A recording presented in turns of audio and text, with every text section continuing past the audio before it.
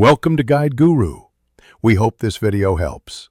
You start by installing the latest iTunes and connecting your iPhone with a reliable Lightning cable. This ensures a stable data link. Once connected, unlock the phone and tap Trust so iTunes can access photos. Make sure to disable iCloud Photos if your goal is a complete local copy, because iCloud photo syncing can omit originals from the device. This step sets the conditions so the backup captures camera roll originals rather than cloud-only thumbnails, which is why it matters. You now select the device icon in iTunes and choose Summary to see backup options. This is where control matters. Next, check Encrypt iPhone Backup and create a memorable password. Encrypted backups include photos, passwords, and health data, so you keep everything together. Click Backup Now and watch the progress bar. If it stalls, wait a few minutes before intervening because large photo libraries can take time.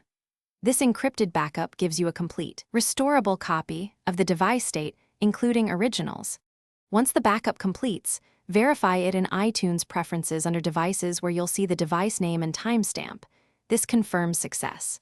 If you ever need the photos, connect the iPhone, choose Restore Backup, and pick that encrypted file. Make sure you remember the password.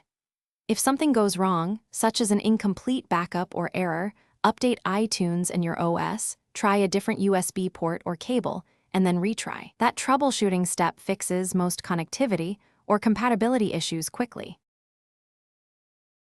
Thanks for watching. Consider subscribing if we helped you today.